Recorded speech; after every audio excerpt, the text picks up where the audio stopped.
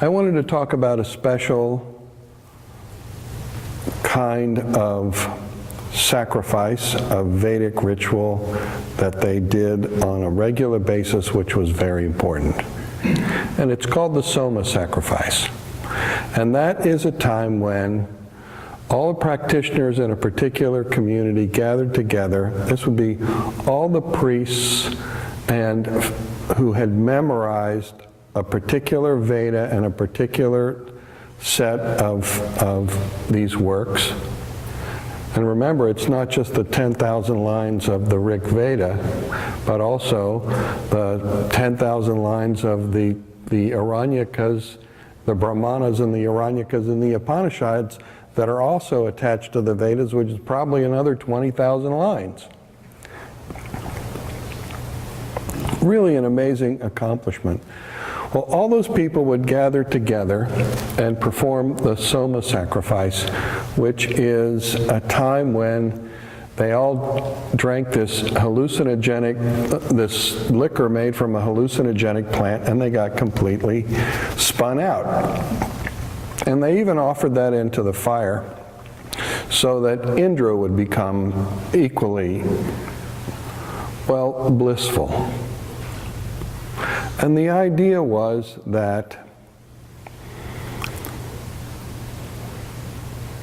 and the prayer was, may Indra become blissful, and may we become blissful, and may our shared blissfulness join us together, and may we experience a communion of blissfulness that,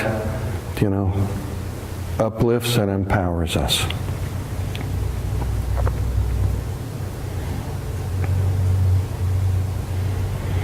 Later on, and this is true both in the life of the practitioners and in the life of the Vedic tradition, the Soma sacrifice falls into sort of, I guess, misuse or disuse. It falls into oblivion. And to the degree that today nobody even knows what plant was actually used to create Soma. And that's unusual because there's still literally thousands of people who can recite the entire Rig Veda. Well, the reason why it fell into disuse, in my opinion, is because it became obsolete. And it became obsolete because people understood that the bliss that unites us with the ultimate reality is ever present within us. And,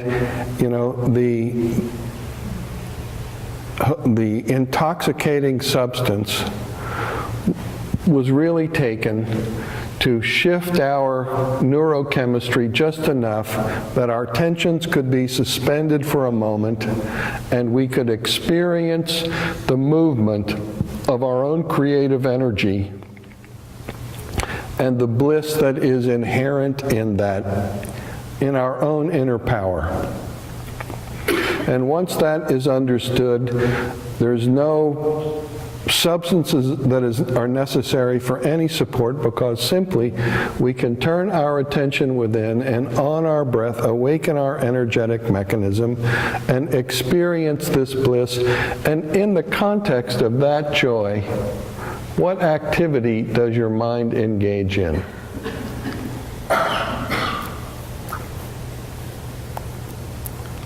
My own experience is when my heart is really open, my mind is dead quiet.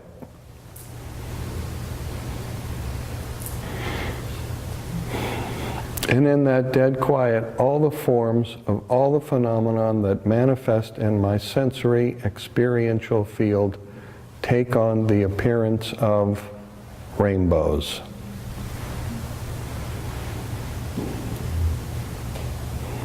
Cultivating our capacity to make contact with our own hearts, to open our hearts and feel within ourselves the joy of the flow of life itself within us, liberates us from the ordinary bullshit of our ordinary day and brings us to a state within ourselves that is transcendent and sacred and incredibly simple.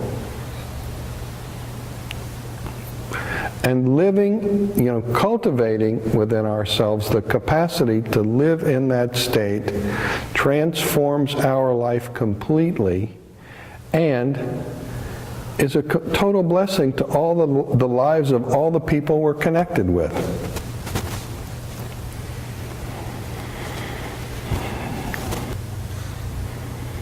Feel your breath, focus your mind, relax your body, and discover the Soma, the bliss that is the essence of you. And allowing that bliss to flow, it manifests itself as an undiminishable resource that connects us with each other that we call, in English, we call it love.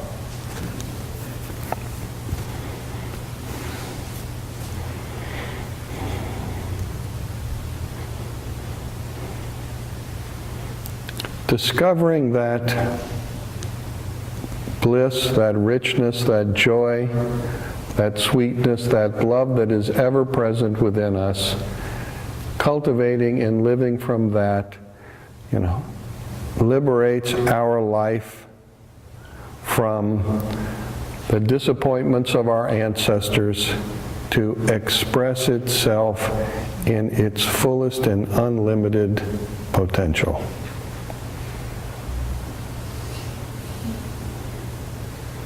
That is the message of the Vedas and the Upanishads and the Yoga Sutras and all of the Tantras.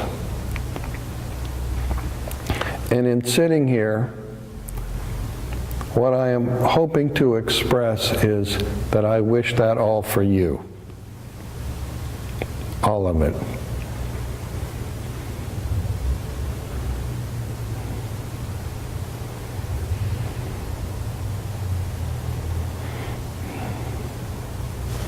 Namaste, everyone.